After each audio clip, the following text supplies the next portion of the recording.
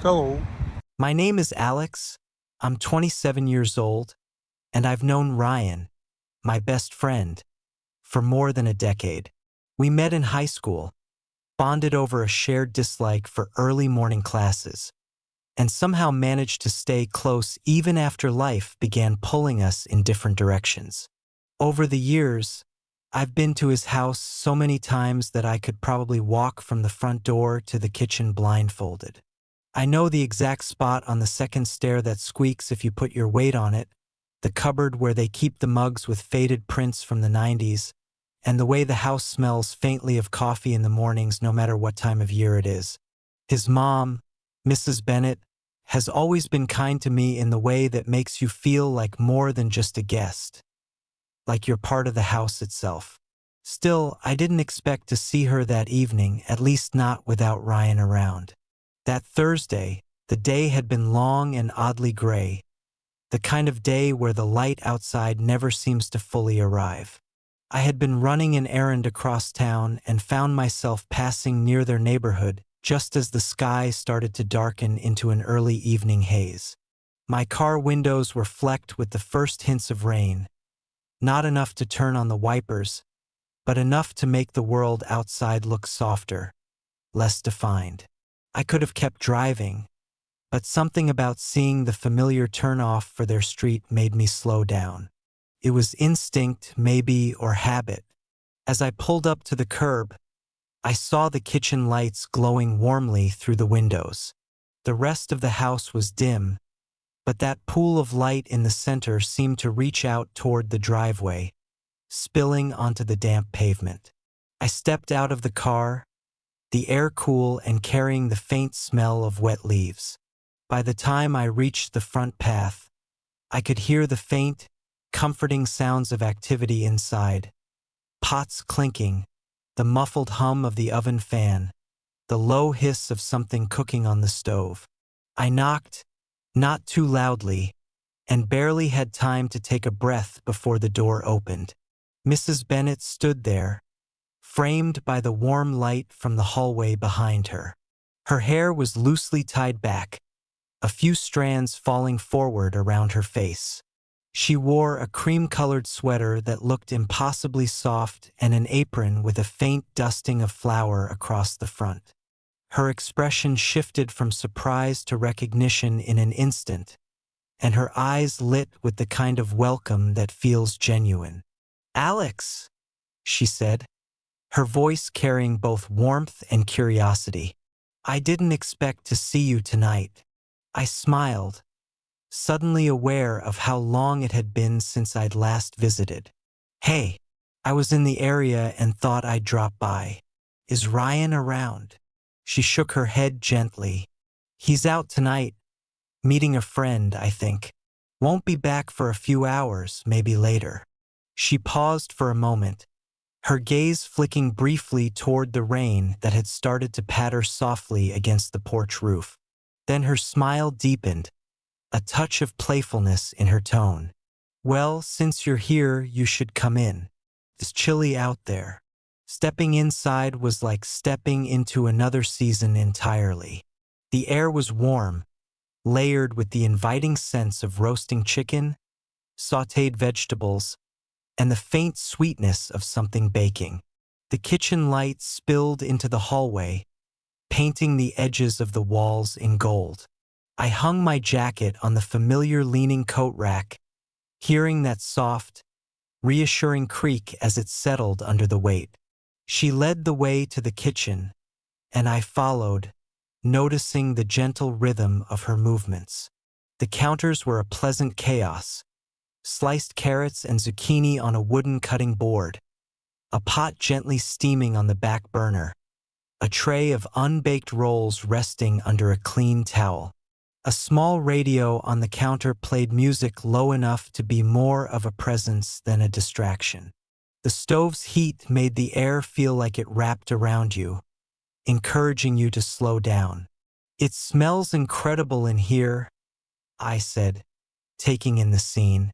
"Dinner's almost ready," she replied, stirring the pot with a wooden spoon.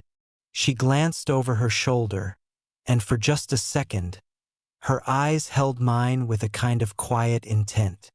Then she said it, lightly, but with enough weight that it seemed to linger in the air. "You should stay for dinner, and maybe longer." I leaned slightly against the counter, pretending to consider the offer. "Tell me what's on the menu," I said with a small smile. She laughed softly, the sound blending with the soft simmer of the pot. Setting the spoon down, she gestured toward the table where a salad bowl sat waiting. "Come on, I'll show you," she said, her voice carrying an ease that made it feel like we'd already agreed to more than just a meal.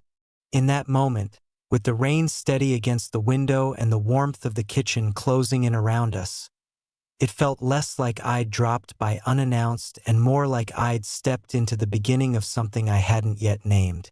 She moved around the kitchen with a quiet efficiency that came from years of practice. I stayed near the counter, leaning one hand lightly on its smooth surface, feeling the faint vibration from the simmering pot through the wood. She opened the oven door briefly, letting out a wave of heat carrying the aroma of baked rolls. The smell was rich, buttery, and warm, the kind that could convince anyone to stay for dinner without another word being said. "So, how have you been keeping yourself busy these days?" she asked, glancing up from the tray she was checking. I shrugged lightly. "Work mostly. I'm still at the same place. Plenty of deadlines, not enough coffee." She smiled faintly. "You've always had that habit of working too late." She reached for a jar of seasoning from the shelf, sprinkling it over the vegetables in a deliberate, slow motion. "Do you ever take time for yourself?" "Sometimes," I said, "though I suppose stopping here tonight counts." Her smile deepened at that, though she didn't comment. Instead, she gestured toward the small dining table by the window. "Would you mind setting the table? Plates are in the cupboard above the sink, cutlery in the top drawer." I moved to where she indicated, pulling down 2 plates, the familiar clink sounding louder in the warm, quiet air. The rain outside had picked up, a gentle drumming against the glass. It blended with the low hum of the oven fan, creating a rhythm that made the whole scene feel enclosed, separate from whatever the rest of the world was doing. As I set out the silverware, I glanced toward the window. Drops streaked the glass in uneven paths, catching the amber light from inside. Beyond the blurred shapes of the houses across the street, the sky had deepened into a muted blue-gray. "Do you remember," she said suddenly, "the first time you came over for dinner here? You and Ryan had been working on some school project." I looked up, smiling. "I do. We nearly burned the bread because we were too busy playing video games." She laughed softly, the sound mingling with the clatter of a pot lid. "I remember thinking then that you seemed more polite than most of Ryan's friends. You actually said thank you before you left." "I was raised well," I said with mock seriousness. "You were," she agreed, her eyes flicking toward me briefly before returning to the stovetop. When the food was ready, she moved with the same quiet grace, arranging the chicken and vegetables on a large platter, setting the rolls into a basket lined with a folded towel. I carried the salad bowl to the table, noticing the faint scent of lemon from the dressing. We sat down, the chairs making a muted scrape against the wooden floor. She poured water into our glasses, then settled back into her seat, her hands resting lightly on the edge of the table. "Looks wonderful," I said. "It's simple," she replied, "but sometimes simple is best." The first bite of chicken was tender, the seasoning balanced with just enough rosemary to linger after each mouthful. The vegetables were still slightly crisp, their flavor brightened by the herbs she'd used. We ate in a comfortable rhythm, exchanging short comments about the meal, about the weather, about the quiet in the house without Ryan. Halfway through, she asked, "Do you still talk to that friend of yours, Mark, was it?" I nodded. Now and then. He moved out west for work. She listened with the same attentiveness she'd shown since I walked in, as though each small piece of my life was worth holding on to for a moment.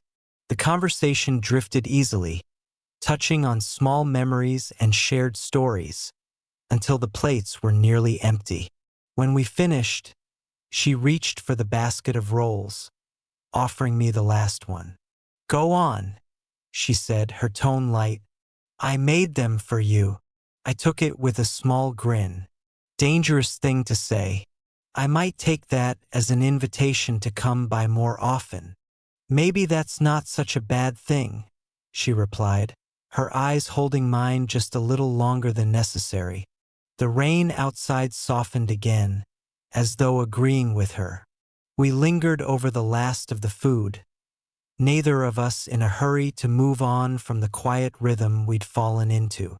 The chicken platter was mostly bare now, only a few sprigs of rosemary and the faint sheen of juices left behind.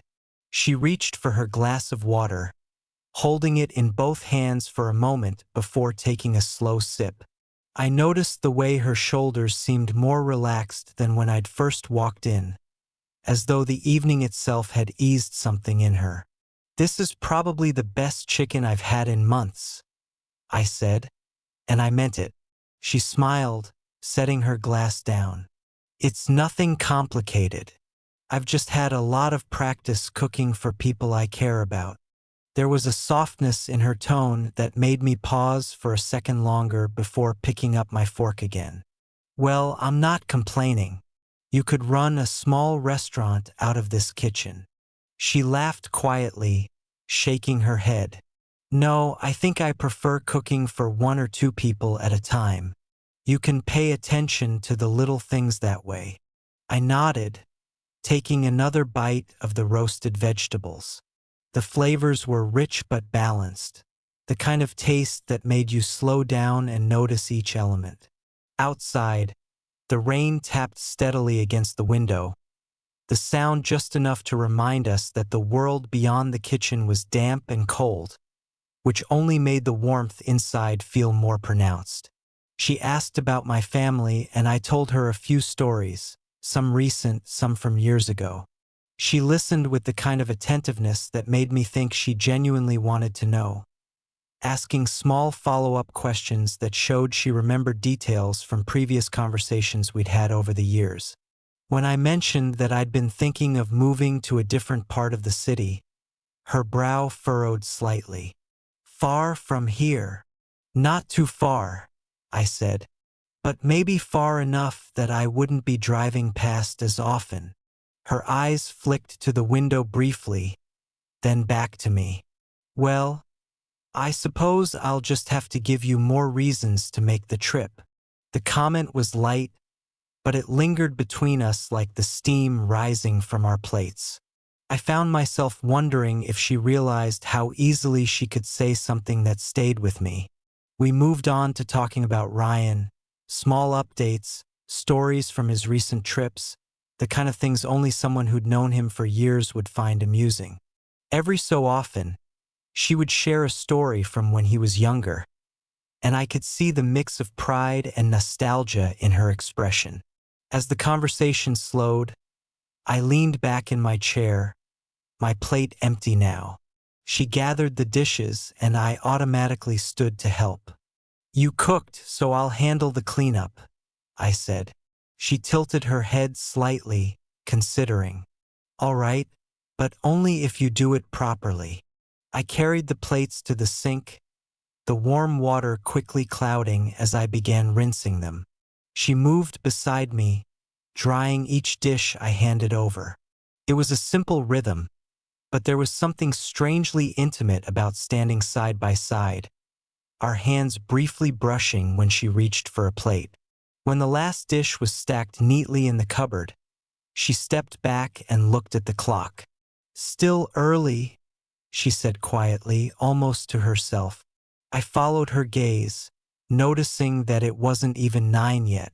The thought of leaving hadn't crossed my mind until that moment, and even then, it felt unnecessary. "Do you want some tea? Or coffee?" she asked, already moving toward the kettle. "Tea sounds good," I said. She filled the kettle and set it on the stove, then leaned against the counter, arms folded loosely. "It's nice having company like this," she said. "It's been a while." I met her eyes for a moment, and in that silence, I realized we were both thinking the same thing, that neither of us wanted the night to end just yet. She poured the hot water into 2 mugs, the rising steam carrying the faint floral scent of the tea. I stayed near the counter, watching as she moved with that same quiet confidence she'd had all evening, her hands steady, her expression calm. She placed a small plate of cookies on the tray, then nodded toward the living room. "Let's sit somewhere more comfortable," she said. I followed her into the softly lit space, the warm glow of a single lamp casting long shadows across the walls. The couch looked inviting, a knitted throw draped over one armrest, and the faint hum of rain against the windows seemed louder here. She set the tray down on the low table and curled up at one end of the couch, tucking her legs beneath her. I took the other end, leaning back into the cushions as she handed me a mug. For a few moments we just sat in quiet, sipping tea. The room felt suspended in time, the outside world fading into the background. She glanced over at me with a small smile. "It's strange how the house feels so different without Ryan here. Quieter in a way, but also warmer, somehow." I raised an eyebrow. "Warmer?" She nodded, taking a slow sip. "Sometimes company is different. It's not about how many people are here, but who." The way she said it made me feel as though she wasn't simply talking about anyone in general. I set my mug down, the soft clink on the table sounding unusually loud in the stillness. "I know what you mean," I said. She leaned back, resting her head against the cushion, her gaze shifting to the window where raindrops chased each other down the glass. "There was a time," she began, "when evenings like this were common, when people just stopped by, sat for a while, talked. Now it feels rare. Maybe that's why it feels special," I said, "because it's not an everyday thing anymore." Her eyes met mine for a moment, and there was something in them, something thoughtful, maybe even a little wistful. She reached for the plate of cookies, sliding it toward me. "Try one before they get cold." I laughed softly, taking one. It was warm, crumbly, with a hint of cinnamon. "Okay, you're officially spoiling me tonight." She smiled but didn't deny it. "Maybe I am." The rain continued its steady rhythm, and in that quiet, I realized how easily the evening had shifted, from a chance visit to something I didn't want to walk away from. Neither of us seemed in a hurry to end it, and the space between us on the couch felt smaller than when we'd first sat down. The tea was nearly gone, and the plate of cookies sat between us, now holding only a few crumbs. The rain outside had grown heavier, the sound of it filling every pause in the conversation. She shifted slightly on the couch, tucking the blanket tighter around herself, and glanced at the clock on the wall. "It's later than I thought," she murmured, "and that rain doesn't look like it's stopping anytime soon." I followed her gaze to the window. The streetlights outside blurred in the downpour, halos of light shimmering against the dark. "Yeah, it's coming down pretty hard," I said. She turned back to me, her expression calm but deliberate. "You know, you don't have to drive home in this. It's cold. It's wet. And honestly, it'd be nicer to have company a little longer." I raised an eyebrow, letting a faint smile play at the corners of my mouth. "Are you saying I should stay?" "Maybe I am," she replied, her tone light but with that same quiet intent I'd caught earlier in the kitchen. I leaned back into the couch, pretending to think it over. "Well, I'm not sure my schedule allows for unexpected overnight stays, but I could be convinced." She chuckled softly. "Convincing you doesn't sound like it would take much effort."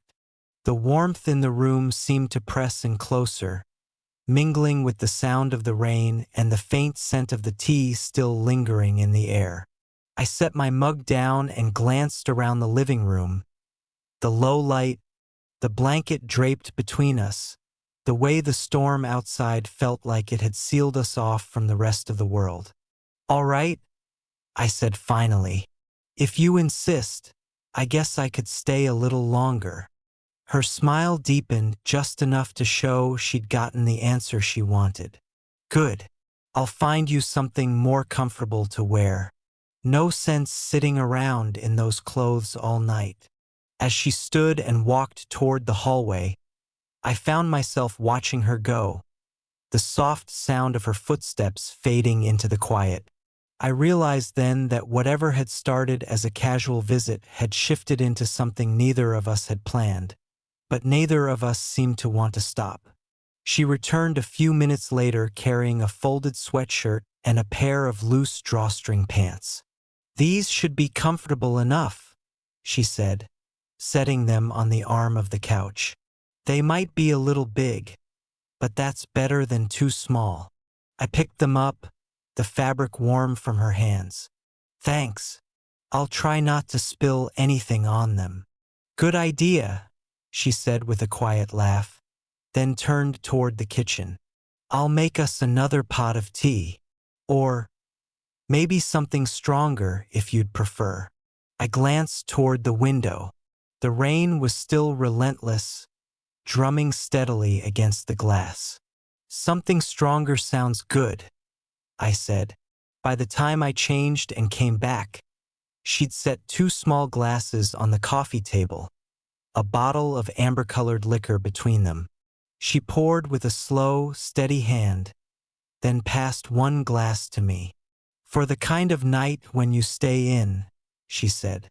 We clinked glasses softly, the sound almost lost in the storm. The first sip was smooth, spreading warmth through my chest. She curled back into her spot on the couch, pulling the blanket over her legs again. I sat a little closer this time, close enough to catch the subtle scent of her perfume. Something faint, floral, and familiar. For a while, we didn't talk much. The silence wasn't awkward. It felt natural, like the kind you share when there's no need to fill the air. Every now and then, our eyes would meet, and she'd hold the look for just a moment before glancing back toward the rain. "This is nice," she said quietly. "Just having someone here." I nodded, swirling the liquid in my glass. "Yeah, it is." The clock ticked softly on the wall, but neither of us seemed to notice the time anymore. The storm outside was our excuse, but it was clear that even if it had stopped, we wouldn't have rushed to end the night. She set her glass down, then looked at me with a calm, steady gaze. "You can take the guest room," she said, her voice even. "Or—" She let the word hang there, the smallest curve of a smile playing on her lips. I didn't answer right away. Instead, I glanced at the window, watching the rain trail down in silver lines, and then back to her. Whatever choice I made, we both knew the evening had already crossed into something neither of us had expected when I first knocked on her door. Somewhere in the house, the heater clicked on, sending a faint rush of warm air through the vents. I took another slow sip from my glass and let the quiet stretch, the storm wrapping around the walls like a secret we weren't ready to share with anyone else. Bye bye.